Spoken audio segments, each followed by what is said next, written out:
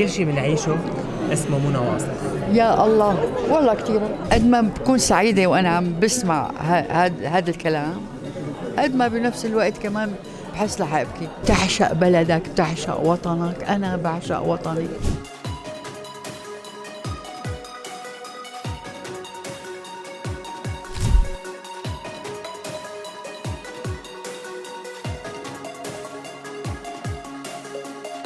حلو كتير إنه الفنان يسمع وأنا بعمري، يعني بتعرف يلي بعمري كتير راحوا وبنفس الوقت بقول يا ترى أنا هذا كل شيء كنت بستحقه.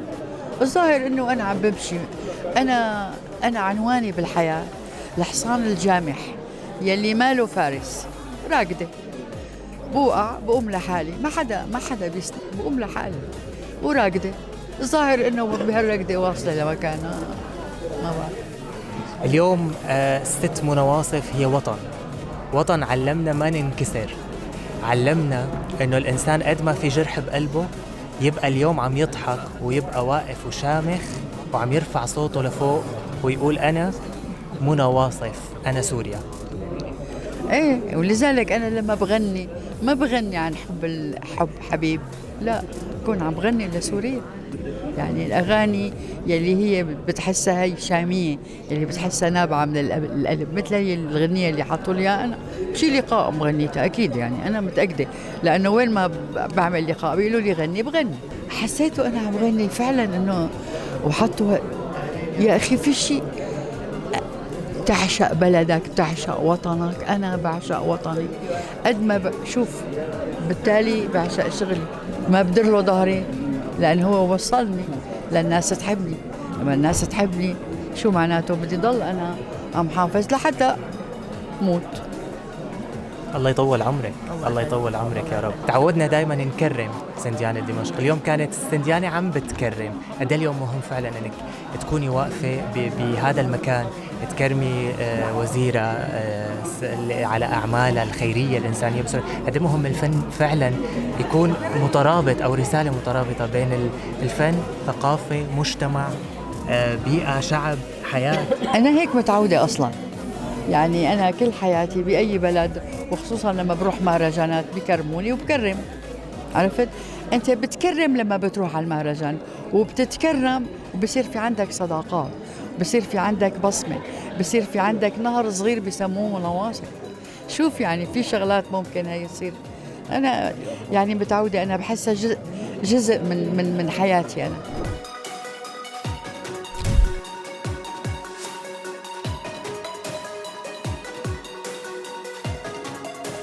اليوم في مفاجأة كانت لحضرتك. هاي لا، هاي فظيعة. هلا سفيرة الأمم المتحدة، واو.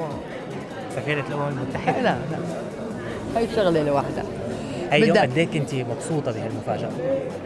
مبسوطة بس خفت. هلا لما بروح على البيت أنا بقعد أفكر بقى شو يلي صار.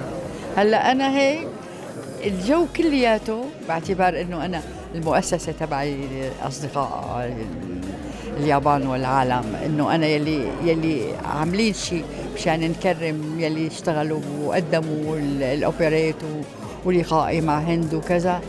بس هي هلا لما بروح على البيت بدي اشوف شو صار. يعني انا كنت سفيرة النوايا الحسنة وكرمني بان كيمون، وكان سافرتي سنتين وكتير عملت انجازات مشان هيك كرمني. وهلا هي اصعب وانا اكبر، ما بعرف، لكن قد وقدود ان شاء الله. اليوم كيف عم بتشوف منى واصف الدراما السورية؟ شوف الدراما، أنا برأيي الدراما السورية ما وقفت. إذا ما كانت عم تصور بالبلد كانت عم تصور برا. أنت شفت في فنان سوري ما كان بطل أو ما كانوا بطلات وكذا. وبالعكس في 3 أعمال مهمة جدا صورت بقلب سوريا، يلي هي الزند وتاج وتحت 7 أرض. هدول الأعمال لهذا. وهلا بدهم يعملوا عمل بلبنان، مولانا. حنشوفك. ما تسألني. ايه بس عمل سوري، يعني ايه عمل سوري بس بده يتصور بلبنان. وهون عم يشتغلوا هلا، يعني بلشوا بدأوا على بكير. هلا في 3 أعمال عم تتصور هون هلا بسوريا. ليه ما بتوقف؟ طبعا بصير نكسات بالحياة كلها، بصير نكسات، صارت نكسة بس بدنا نكمل، ما في شيء بيوقف طالما عنا نقابة وعنا كل الأمور هذا يا خالصة القصة. وعنا مناوفة. نورتينا. الله يخليك، شكرا جزيلا.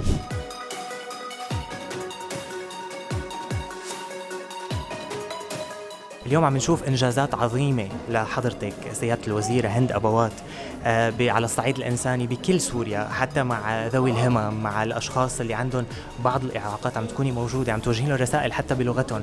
اليوم قد مهم فعلا الوزراء تكون من قلب الشعب ولا الشعب. أولا مو أعمال عظيمة، واجب، هذا واجب. ونحن سوريا كانت أخذناها كانت تحت الأرض، حتى مو على الأرض يعني. بعد شو ما عملنا ناقص، والشعب السوري بيستاهل. نحن نكون متواجدين بفعاليات يتواجد فيها فنانين، يتواجد فيها كل أطياف المجتمع، لأن أثبت أنه نحن بسوريا قبلانين بكل شيء. أكيد نحن سوريا المتنوعة، سوريا الثقافة، سوريا التاريخ. سوريا هي سيدة منى واصف اللي نحن كبرنا على محبة بلادنا من وراها. اليوم هي سنديانتنا، لما كنا بالغربة كانت هي معنا ولو ما كنا معها. بقى اليوم كتير مهم، ونحن الفن والثقافة هي جزء لا يتجزأ من حياة السوريين والسوريات.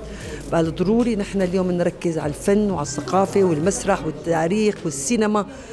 هي نحن وليش لا، سوريا بتقبل كل الناس بكل الأفكار، وهيك نحن تربينا وهيك رح نضل. من وين اجت فكرة الأوبريت اليوم؟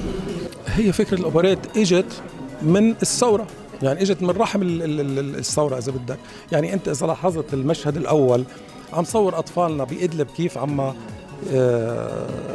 بدهم يفرحوا بالعيد والقصف والدمار، مراجيح انحطت صاروا يلعبوا فيها لو تحت القصف، يعني بدهم يعيدوا. وبعدين إذا لاحظت تدريجيا لسه الأمل موجود، إلى أن بالأخير المشهد الأخير الأطفال صاروا يلعبوا، صار خضار، تحررت سوريا.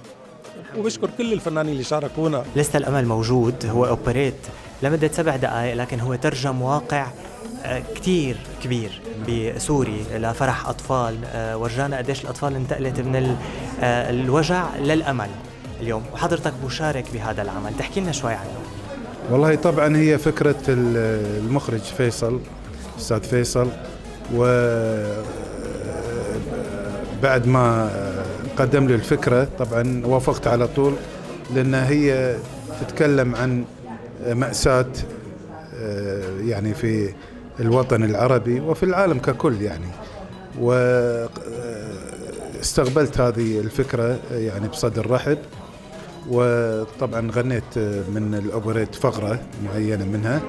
أتمنى أن يكون الأوبريت ينتشر بنطاق أوسع إن شاء الله. السيد منى واصف بدرع المحبة والسلام العالمي، كما نكرم السيدة الوزيرة الأستاذة العظيمة التي نفتخر بوجودها في أول حكومة سورية